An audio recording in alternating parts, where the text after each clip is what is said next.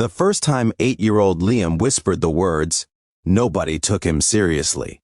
"They're watching me," his teacher smiled gently, assuming he was talking about imaginary monsters again. Children said strange things all the time, especially after watching scary videos online or hearing ghost stories at school. But there was something about the way Liam said it that made Mrs. Harper pause. His voice wasn't dramatic. It wasn't playful. It was terrified. He sat curled tightly in the corner of the classroom reading rug, arms wrapped around his knees, his pale blue eyes darting nervously toward the windows. Outside, rain tapped softly against the glass while the rest of the third-grade class laughed during indoor recess. Mrs. Harper crouched beside him. "Who's watching you, sweetheart?" Liam swallowed hard. "The people in the gray car." A cold silence slipped into the room. "What gray car?" "The one that follows me home." Mrs. Harper's smile faded. Liam had always been the quiet child. He rarely caused trouble, rarely spoke unless spoken to, and often came to school wearing the same oversized hoodie no matter the weather. Some children thought he was strange, but Mrs. Harper noticed something else.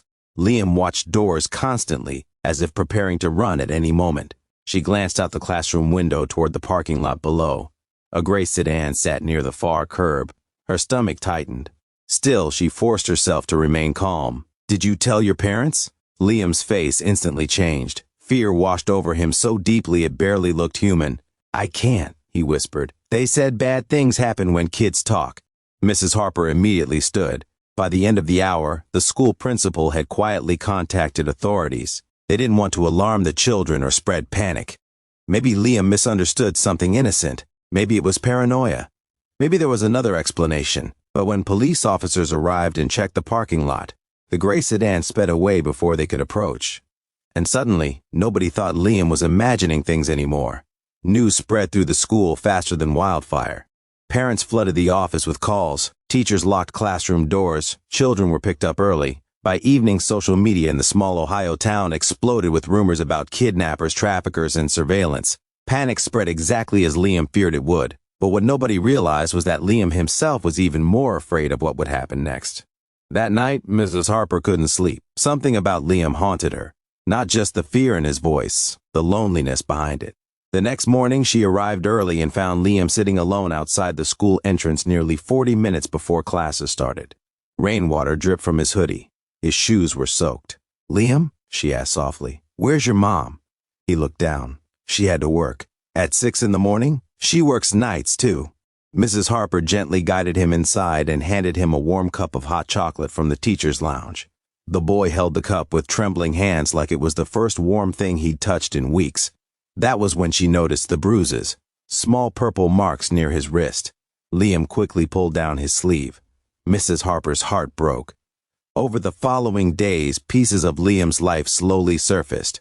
His mother worked 2 jobs after his father disappeared years earlier.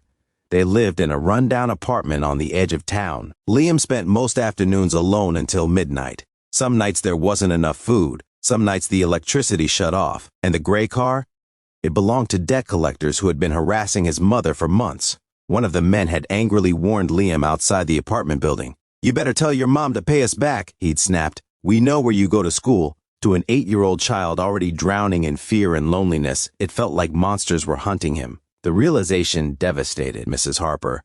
This wasn't a story about criminals stalking a child. It was about poverty terrifying one, and somehow that truth felt even worse. The school counselor began meeting with Liam daily. Teachers quietly collected money for groceries. Parents donated winter clothes without revealing who they were for. The cafeteria manager started packing extra meals into Liam's backpack every Friday by accident. But the biggest surprise came from the town itself. A local police officer named Daniel Ruiz heard Liam's story and posted a message online asking the community not for outrage, but for compassion. "Sometimes," he wrote, "the scariest thing a child faces isn't a stranger, it's feeling invisible." The post spread everywhere. Within days, strangers began helping. A mechanic repaired Liam's mother's broken car for free. A landlord offered the family a safer apartment with reduced rent. A grocery store owner provided monthly food vouchers anonymously. One retired woman knitted Liam a blue scarf because she heard he walked to school in freezing weather.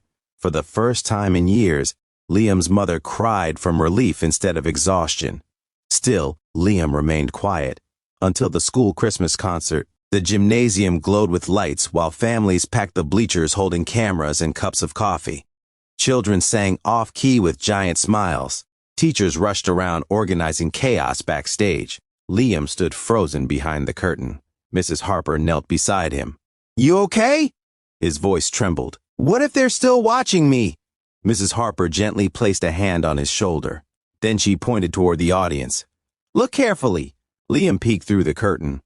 The mechanic sat in the third row clapping loudly before the concert even started. Officer Ruiz waved from near the exit doors. The grocery store owner held up a tiny handmade sign with Liam's name on it. Parents, teachers, neighbors, and strangers filled the room. An entire community watching him, but not with anger, with love. Mrs. Harper smiled softly. "Sometimes," she whispered. Then something extraordinary happened. The frightened little boy who barely spoke smiled. It wasn't a huge smile. It didn't erase his pain overnight, but it was real. And when the curtain opened, Liam stepped forward and sang louder than anyone else. Many people in the audience cried that night, not because of the song itself, but because they realized how close a child had come to disappearing into fear while the world remained too busy to notice. After the concert ended, Liam ran into his mother's arms. She held him tightly, tears streaming down her face as the audience applauded. For the first time in years, neither of them looked alone. And maybe that's the truth people forget too often. Sometimes the words "they're watching me" come from fear. But sometimes, if kindness is strong enough, those same words can become something beautiful. Because being seen, truly seen, can save a life.